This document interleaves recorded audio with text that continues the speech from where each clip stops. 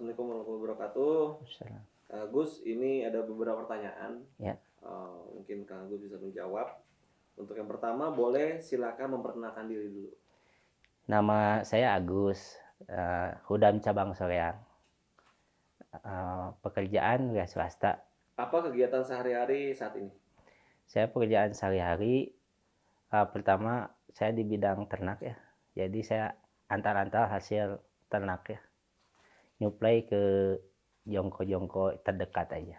Bagaimana kisah pertama kali mengenal jemaat?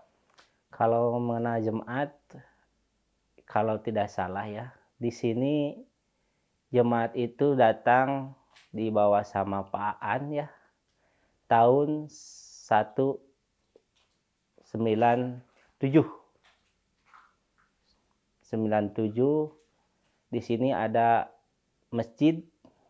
Masjid itu belum berbentuk masjid lah, rumah. Dia beli rumah kalau istilah Sunda itu rumah bilik. Kalau istilah bilik di sini, lalu dibikinlah rumah itu masjid. Masjid di sana namanya bukan cabang ya, namanya ranting dulu itu. Ranting Jemaat Ahmadiyah. Lalu waktu itu ibu pertama kali yang mempelajari, yang ngikut. Lalu ibu dibawa jalsa sarana ke Bogor. Waktu itu jalsa sarana kan gabungan se-Indonesia ya. 97 waktu itu ibu langsung beat di acara jalsa di Parung Bogor itu. Setelah beat ibu pulang, saya kenal dari ibu jemaat itu. Itulah yang pertama kali kenal saya jemaat Ahmadiyah di sini. Ya, apakah Kang Agus sebelumnya pernah mengikuti organisasi keagamaan di luar jemaat? Sebelum kenal jemaat? Sebelum mengenal jemaat, saya tidak ikut organisasi apapun.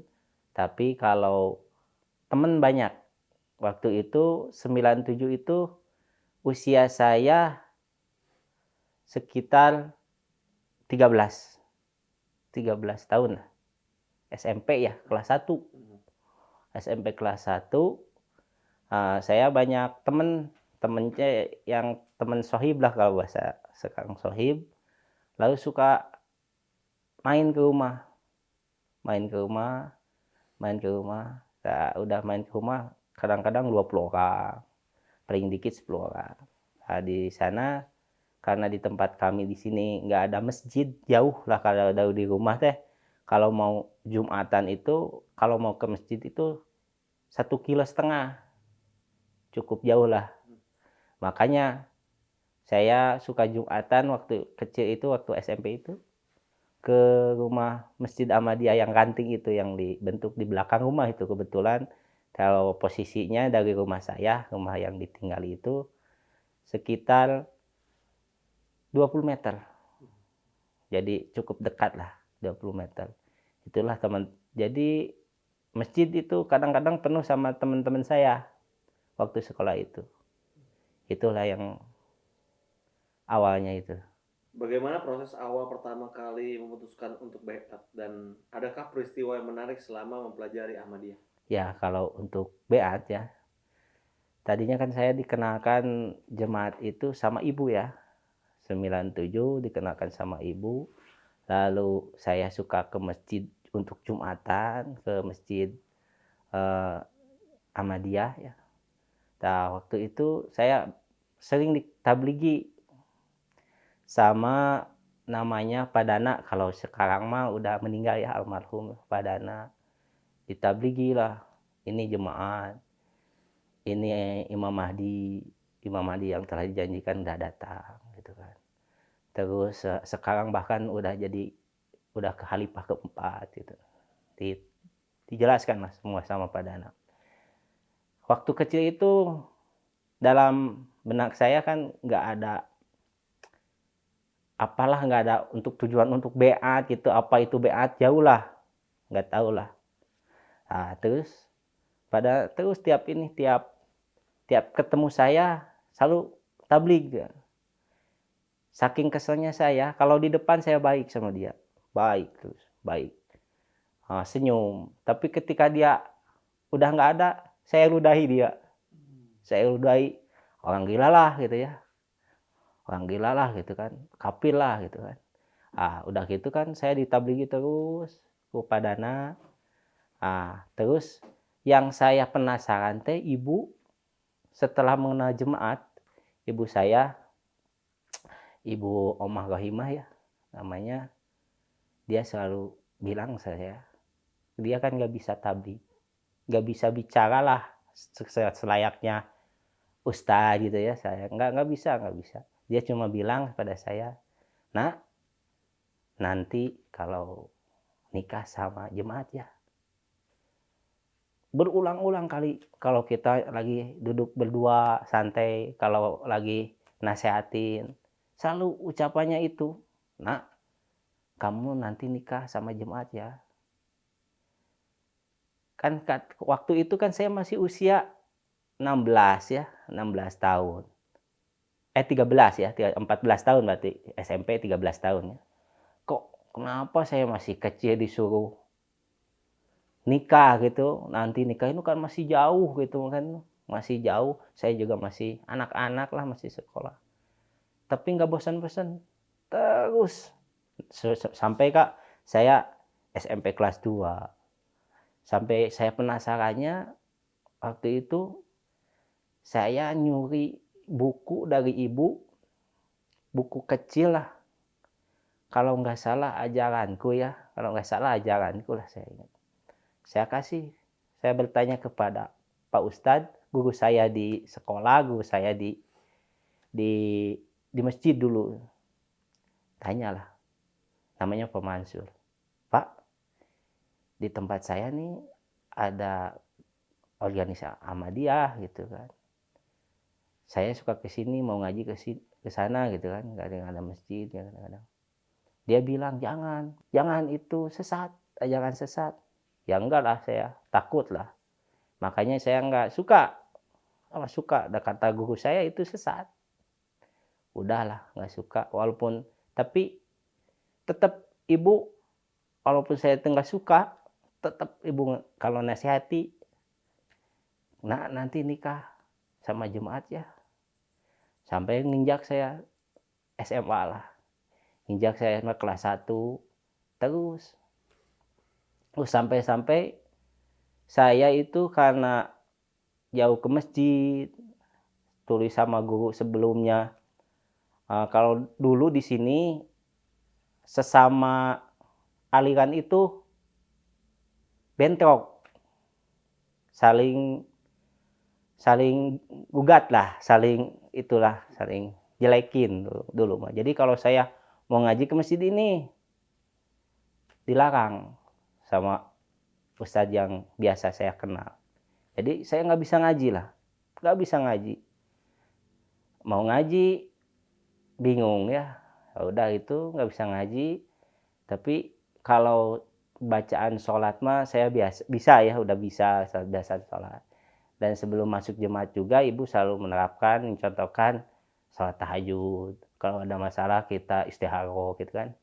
Ibu selalu mengajarkan itu sebelum itu ya. Ketika ibu terus bicara kalau nasihatin saya, "Kamu nikah jemaat ya." Saya penasaran, nginjak ke SMA kelas 2, pola pikir saya udah mulai agak dewasa. Penasaran nih, apa itu ibu teh maknanya nikah ke jemaat gitu, penasaran. Terus ingat dulu juga guru agama saya bilang, nanti Imam Mahdi akan datang, turun dari langit, datang lah gitu, seperti kayaknya Superman kayak gitu, datang. Nah itu saya ingat, penasaran dari ucapan ibu tuh. Ya penasaran, saya mau nanya ke orang lain masih ragu, terus ditablighi sama padanya juga saya malah bukan masuk, malah nambah marah, nambah jelek lah Sampradana. Udah gitu saya sembahyang aja. Ingat kata ibu, kalau pingin ada petunjuk, kamu istiharo aja. Kalau di Gael waktu itu kan istilah istiharo itu nanti ada dapat petunjuk setelah 2 minggu, katanya 2 minggu. Saya oke lah, saya istiharo karena penasaran itu. Udah itu penasaran, saya istiharo selama, kata ibu kalau 14 hari nanti pasti ada petunjuk gitu kan. Kalau sama guru dulu agama di Gael, kalau mau ada petunjuk pas 14 hari kamu istiharo nanti ada petunjuk. Sebelum genap 14 hari, 10 hari lah. 10 hari itu perkiraan 10 hari saya istiharo, pas malamnya bermimpi.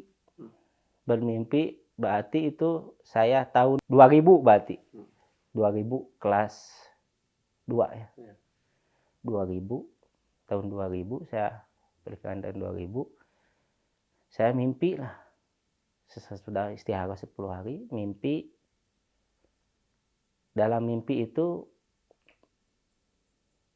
perkiraan, karena terbangun saya jam 3 ya. Berarti perkiraan jam 2 lah saya mimpi. Udah agak lama lah. Agak lama di mimpi itu. Saya mimpi di dalam istihara teh.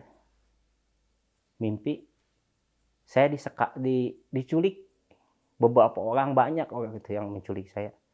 Tapi yang ngikat saya 4 orang lah. 4 orang, sosoknya hitam-hitam. Saya dibawa, diikat di kursi ini, ikat, lalu dibawa saya. Masukin ke kendaraan, dibawalah saya ke pasar. Pasar tradisional, kalau dulu pasar tradisional. Dimasukinlah ke jongkok, kalau ini toko ya, kalau sekarang jongkok pisang. Dulu kan pasar tradisional kalau jongkok pisang itu tutupnya pakai papan yang susun ya. Kalau sekarang polling jet ya, polling door gitu ya. Dulu ini pakai papan. Paling belakang pojok toko ini itu. Ingat saya dilempar, bukan disimpan aja, lempar. Tutup langsung. Udah sana saya bingung. Pas di dalam gelap gulita. Tidak ada kelihatan satu apapun. Gelap gulita. Saya minta tolong, teriak-teriak, tapi saya kedengaran di telinga, di luar banyak orang. Lalu lalang itu namanya di pasar. Gak terlalu sepi kan, lalu lalang kan. Saya teriak-teriak minta tolong. Namun bahasa Sunda mah tulung gitu. Saya tulung. Sampai habis suara saya habis. Udah habis lah. Udah nggak kuat kali itu minta tolong teh. Nggak ada minta tolong. Pingin minum juga udah nggak kuat. Saya ini kalau mimpi yang takut-takut, waktu diajarin sama orang tua, kamu baca Al-Fatihah aja lah. Fatihah aja gitu. Saya itu kayak mimpi sama setan gitu kan, baca Al-Fatihah. Saya itu waktu itu minta tolong udah nggak habis. Saya baca Al-Fatihah lah. Baca Al-Fatihah. Waktu itu nggak ngerti. Kalau di Gael mah kurang lah untuk, kalau kita mah sekarang kan kalau sholat harus tahu artinya gitu kan. Dulu mah nggak tahu artinya Al-Fatihah itu apa gitu ya, artinya. Saya baca sampai selesai. Ya udah itu saya udah tunduk lah. Udah lemas itu, udah pasrah aja. Waktu itu muncullah setitik sinar ya. Setitik sinar tapi putih. Kayak lampu neon lah putih gitu. Satu titik, wah kok ada celah gitu. Sinar. Dari satu titik membesar sinyal itu, gede gede gede gede. Dari pojok kan saya dilempar di pojok, nggak bisa kemana-mana, ada diikat kaki sama tangan saya diikat. Jadi saya lihat pojok, lihat sinyal itu makin membesar, terus membesar kayak matahari kalau muncul ya. Nah, gitu muncul gede lah. Udah gitu, udah gede, muncullah sosok Khalifah. Waktu itu Khalifah yang keempat. Muncullah sosok Khalifah tuh. Kenapa saya tahu Khalifah itu? Karena saya sama ibu mah nggak dikasih tahu, cuma ibu ngomong kamu nikah sama jemaat.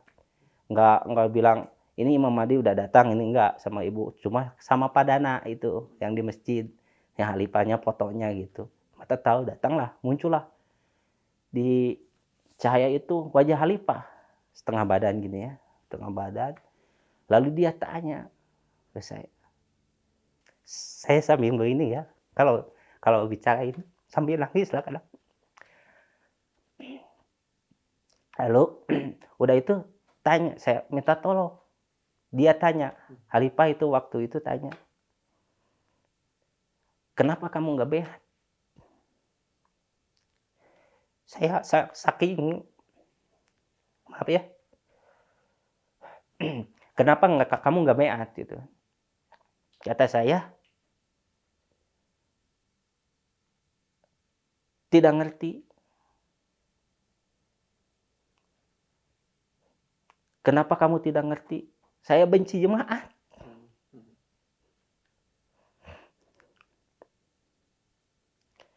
Lalu setelah itu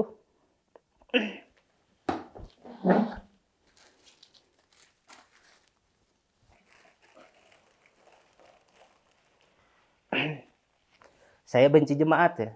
Itu. Kenapa kamu benci jemaat gitu kan? Udah itu. Karena tidak tahu jemaat gitu. Kenapa kamu tidak tahu jemaat? Udah itu. Jadi pertanyaan, jawaban saya itu jadi pertanyaan. Kenapa kamu nggak beat? Saya tidak ngerti. Kenapa kamu nggak ngerti? Saya benci jemaat. Kenapa kamu benci jemaat? Karena saya ragu. Kenapa kamu ragu? Kalau nggak salah 6 pertanyaan, 6 jawaban saya jadi pertanyaan. Saya terakhir itu, kapan kamu mau beat? Saya jatuh lah. Sebelum jatuh, kan saya duduk tidur tuh di sofa ya, di sofa, sempet sofa lah, sofa. Di sofa tidur tuh. Waktu ditanya itu saya keringat itu penuh, kayak yang kehujanan, penuh. Udah gitu, penuh saya kayak kedinginan. Kenapa? Kapan kamu beat? Terakhir tuh, pertanyaan terakhir ya. Kapan kamu mau beat? Dari sana saya bangun lah. Bangun, pas bangun, ketika itu pas saya bangun, kok baju saya sama yang di mimpi, basah, ini keringat nggak bercucuran, langsung jatuh dari sofa, lihat badan basah semuanya kayak hujan itu bercucuran. Saya lari, tidak ke kamar mandi, lari ke masjid langsung, masjid yang di belakang rumah itu. Waktu itu kejadian kan bangun jam 3. Saya ke masjid kan belum ada siapa-siapa. Itu dulu mah cuma masjid tidak dihuni. Tidak ada rumah misi jauh. Pak Ketua di bawahnya gitu kan. Nungguin sampai waktu itu adzan subuh jam 4 lah. Jam 4-an ya, jam 4. Saya nungguin dibuka sampai setengah jam lah nungguin di luar masjid. Kenapa? Saya kayak takut lah. Takut, lalu saya ambil wudhu, air, balik lagi dulu ke rumah, tahajud, balik lagi, belum dibuka, udah dibuka, Pak Ketua langsung saya minta beat. Pak Ketua bilang, nanti aja, waktu itu hari Jumat lah, ingat. Hari Jumat itu kan biasa pemubalik datang untuk berceramah ya ke bagian. Nanti aja tuh siang, agak siang nanti mubalik datang kan untuk khutbah. Kamu sama pemubalik dulu mah di sini yang rajin Pak Abdul Kudus ya. Kata saya nggak mau, saya pengen sekarang. Biarin nggak sama di tangan pemubalik, oke. Saya pengen sekarang. Bingung kenapa? Saya takut mati. Udahlah di sana beat langsung. Udah beat, ya alhamdulillah lah. Udah beat, jadi udah beat, terarah lah. Walaupun masih muda gitu, jadi tidak terbawa arus. Itulah yang ceritanya. Saya sempat ngedrop lah. Ngedrop teh malu gitu ya, malu. Ketika ikut cuma saya ingat ada yang bilang pemubalik Allah nguji seseorang itu sesuai kemampuannya, gak akan lebih gitu. Maka tenanglah. Ingat saya, oh iya mungkin Allah menguji saya itu saya mampu gitu.